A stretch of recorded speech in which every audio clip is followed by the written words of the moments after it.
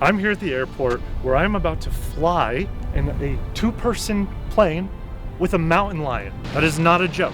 I'm actually scared. Just, a couple things in the trunk, bottle of water, an apple, a mountain lion, just casual things you travel with. Let me tell you how this happened, okay? A couple months ago, I saw a story about an injured mountain lion that was found in the Los Angeles area. After it was captured and assessed, it was determined that it had to be moved to a specialized wildlife rescue in Northern California. That's when I first read about Flying Tails, a nonprofit group that quickly transports at-risk animals to licensed wildlife rehabilitation centers in an airplane. The group was founded by Ken Wayne, who has fully devoted himself to flying animals where they need to go when time is of the essence. I was fascinated by this mountain lion airline, so I reached out to Ken, and when another injured mountain lion showed up, he invited me to go with him on this transportation mission.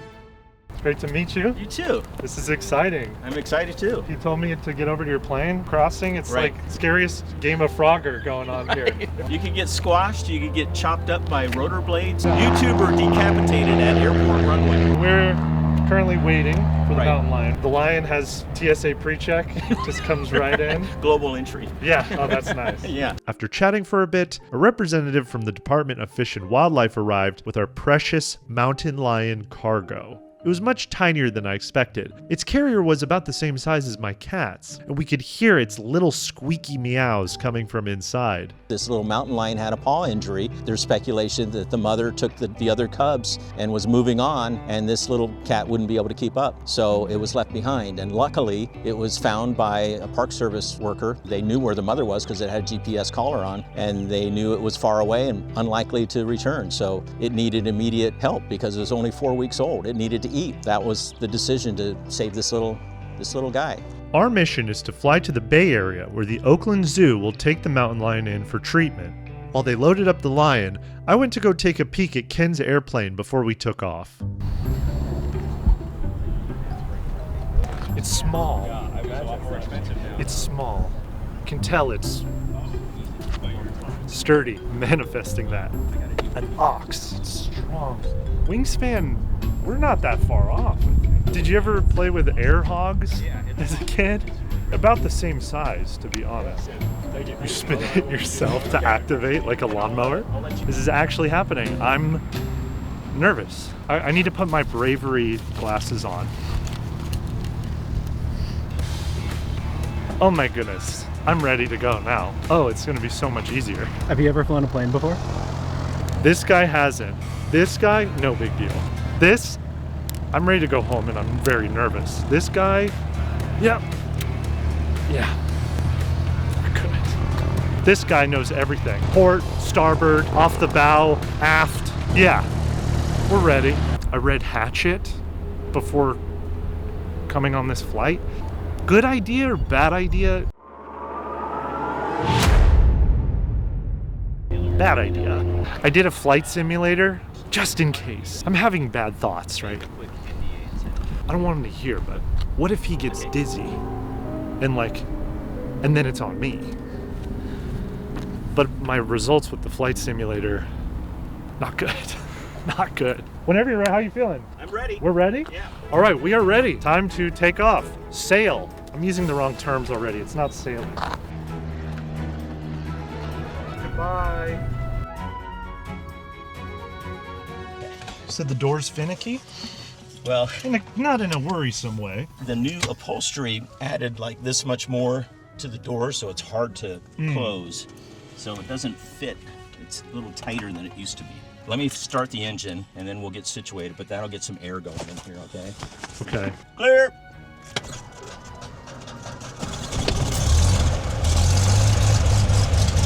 Isn't it crazy that that's a mountain lion?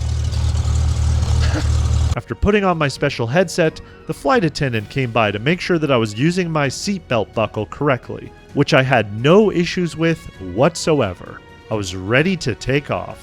Cool. Head over towards the runway. All right. Get back 1-2. That's 1-0, flying 1-2, 10-3 Alpha. 1-2 via Alpha, 2-1 via Alpha.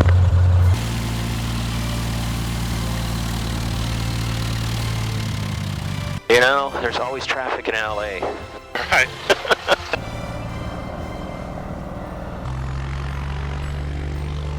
flaps are open. Controls are clear. Fuel on both. Trim set. Throttle. All right, we're good to go. I will admit I was a little worried, and I think it's because I completely forgot to put on my special Bravery sunglasses. Rookie mistake. First time in a small plane? First time. Yeah. And you're a little nervous? A little nervous. Okay. I'll try not to do any barrel rolls or anything on takeoff. Okay.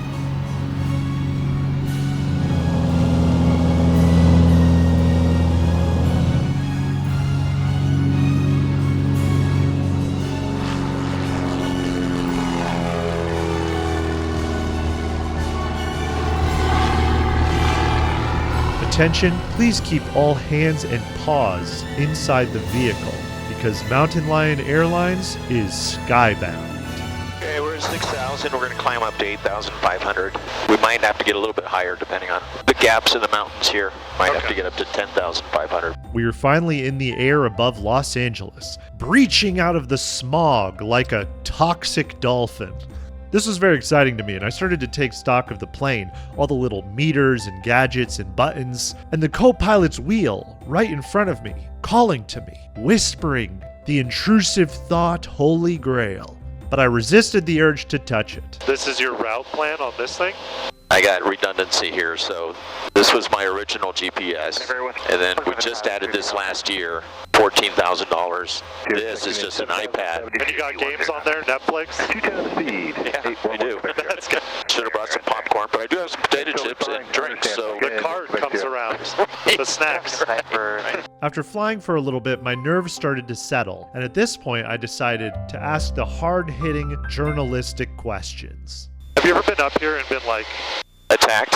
Well, that. But ever been like, oh my gosh, I have to go to the bathroom? Oh. That's where my head is at. I forgot to tell you to go before we got in the plane. I did in case. Okay. Yes. That's like one of the things that, trust me, that's a very important thing. You don't think it's a big deal until you really, really, really have to go. So here's my trick. I have an extra empty Gatorade bottle.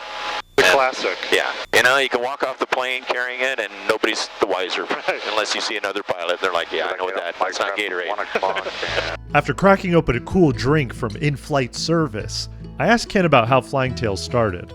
You get a plane and you want to fly, and then you start flying, and after a while you're like, okay, what's the point other than flying? And, you know, you take your friends and do all the fun stuff so that you can knock all of that out in a fairly short period of time, and you're like, okay, I need something fresh and new. And I heard about this group where you volunteer if you're going someplace. Can you pick up an animal and take it that needs a ride somewhere? And it's like shelter dogs, things like that. And I was like, oh, that sounds fun. So I started doing that, and I enjoyed it. I don't know, I'm not a religious guy. Maybe it was God or whoever the God of bears is. But I was sitting at my desk, and literally I saw the email pop up on my screen. I've never seen that before. It just like, bing! And it was a posting to fly 2 bear cubs from Lake Tahoe to Ramona. I didn't even read the whole thing. I just saw the phone number and I immediately called because I know when somebody sees something like that, they're gonna want to do it. I was working at a TV station in San Francisco, and I decided, you know, hey, this would make a really cool story. So I put some cameras in the plane, and I did it, and I was like, oh, this is great. It was so gratifying, and over Yosemite National Park with my wife and 2 bear cubs behind me, you know. I'm like, this is a good day. This is really cool. Been doing it ever since. I got tremendous support from some wildlife organizations that urged me to start a nonprofit, and you know, they helped give me some funding so that I could get on my feet. Things are going well. I'm flat broke, but other than that... Rich in spirit. Rich in spirit, thank you. Yeah. I should get a t-shirt that says that. A t-shirt that has holes in it to show that I'm broke. I'm broke, but rich in spirit. Yeah. Prior to Flying Tails, Ken was a news anchor for decades. I actually found that initial clip from when he reported on that bear flight 8 years ago. Put out a call for a volunteer pilot to fly the bears to their new homes, and as it turned out, I got the job. Denise Upton and her crew met me and my wife Carol at the South Lake Tahoe Airport and was here to hand over 2 bear cubs that we were going to fly to Southern California. Now, after dropping off those cubs, we picked up another seemingly lonely bear to take back to Tahoe. We're going to have that story tomorrow night. Since retiring from the news, Ken has been zipping up and down California, transporting bats, eagles, cats, dogs, mountain lions, bears. Oh my. He's basically become a full-time animal Uber driver. How many flights would you say you've done with this? I'm probably doing at least 100 flights a year, and I've been doing this 6 or 8 years. Our personal record in this plane is we've had 23 dogs and cats in this plane. We took the back seat out, and it was just full. Oh my gosh. I have to ask, have you ever transported snakes? No. No snakes on a plane? Not yet. No, it's going to happen, but okay. Not yet. What's the name for this type of plane? This is a Cessna 182. It's called a Skylane. So the Snakes on a Plane sequel is Mountain Lion on a Cessna. Right. Well, we got the cameras rolling. We could just open up the crate and see what happens. Yeah, well, yeah, let's go for it. Be good for the thumbnail. YouTube, right. The thumbnail is everything. Right. The cat goes nuts, and we death spiral into the ground. At least the little thumbnail will be salvageable so people can see what happened. I would at least try and look at the camera and do like a surprise face, because that's very good. Right. As we were flying, Ken was constantly interacting with air traffic controllers, making sure that we were passing the other planes in a safe manner. Some of those planes were a bit faster than others. All right, we got some F-18s, 11 o'clock. Coming our way. Yeah, coming our way. Okay. Oh, I see him up there. Up. Oh, yeah, there you go. Nice.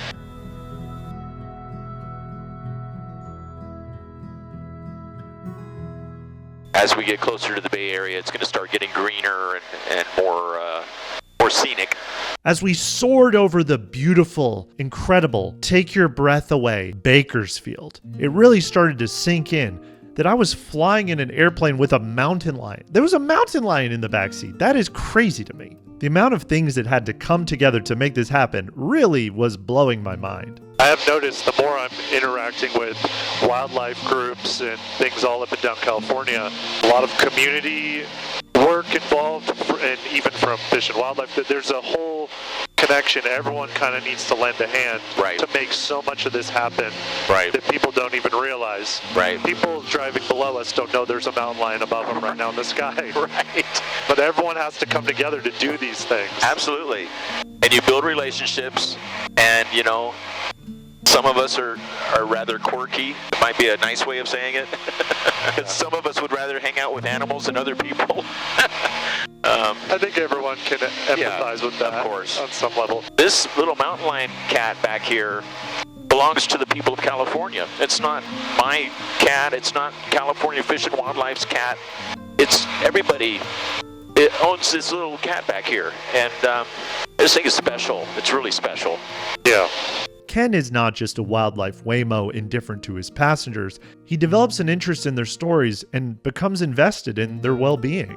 It's not just about loading a bunch of animals and then dropping them off. I want to find out where they came from, how they ended up needing help, what was the situation. We take them, drop them off, and then I want to know, okay, what became of them? How did they survive? What did they need to have done with them or to them to get them to where they could be released again? So we had a segment where we went to Fresno and picked up a bunch of dogs and cats. We had a couple kittens that were found, and so we had these 2 injured little kittens. We had a dog that was found in front of a school with 2 broken legs. We had somebody who found a garbage bag with I think it was about a dozen puppies in it in a dumpster. This big mixed bag of different animals that had all these horrible things happen to them, and put them all in this plane and dropped them off at this amazing place called Dogwood. Each one of these animals got medical attention right away that they needed, and they all got adopted out. When you get attached to an animal, you want to know the deal. What's the story? What's going on with this animal? And then you find out they're happy and they're loving life, and the people who rescued them, they benefit because they feel better because they did a good thing, and now they have an animal that is is making a difference to them, makes them happy. Yeah. We began to make our descent down into Oakland. To prepare for the landing, I made sure to put on my Bravery sunglasses this time.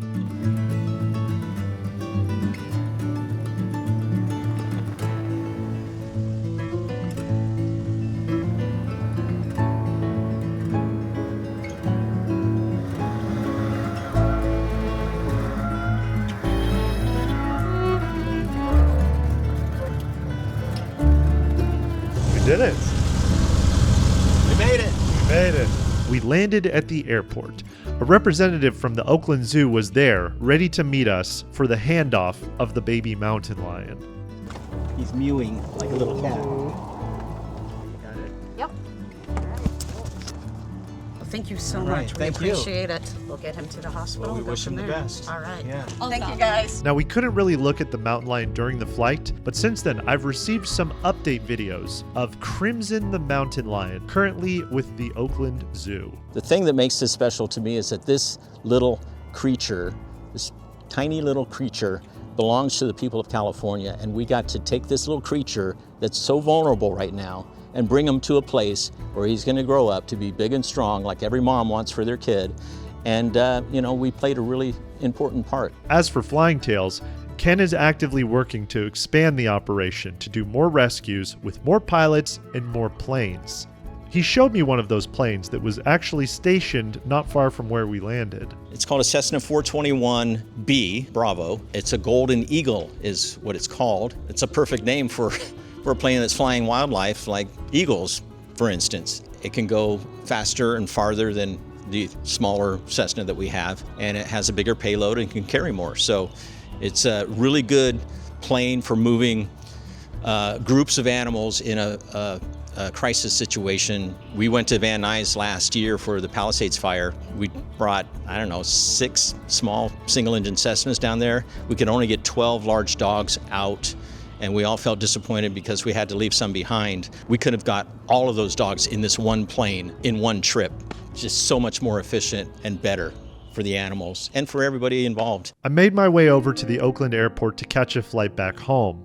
Between TSA pre-check, overpriced coffees, uncomfortable chairs, it wasn't as enjoyable as my flight with Ken. I kept thinking about how amazing the experience was that I had just had. The work being done by Ken and Flying Tails is nothing short of remarkable, with such an immediate, tangible effect on all of these creatures. I was thankful for the experience, and I'm sure the animals are too. The thing that I've learned that to me is like the epiphany of this whole process is that when you give, you're actually in a way being kind of selfish because it makes you feel that good. Something that makes you feel good, generally speaking, is probably a vice of some kind, right? Ice cream, gambling, smoking, whatever, drinking. But, when you do this, and you are helping something that needs help and really depends on what you're doing to make a big difference in their life, and I'm talking about animals, particularly babies, and then you finish a trip like this, man, I feel really good right now. This has been a really good day. I just flew 400 plus miles with a tiny little mountain lion kitten sitting on the back seat of my plane, and I got this little cat to a place where it's going to grow up and thrive. It's a statement of overcoming adversity. I can tell you, I know the animals appreciate it because I can see it in their faces. When we get these poor little dogs that are coming from overcrowded shelters and are about to be put down, or injured wildlife, and we get them to a safe place, you really can see it in their expressions. And I can tell the animals start to sense that something good is going to happen. I feel better about the way things are going, and I can tell. I know they know that. As I soared back into the smog of LA, with my complimentary beverage, they did not even leave me the full can of soda, by the way, and a baby next to me crying in my ear the entire time, all I could think was, nothing beats Flying Tails Airlines.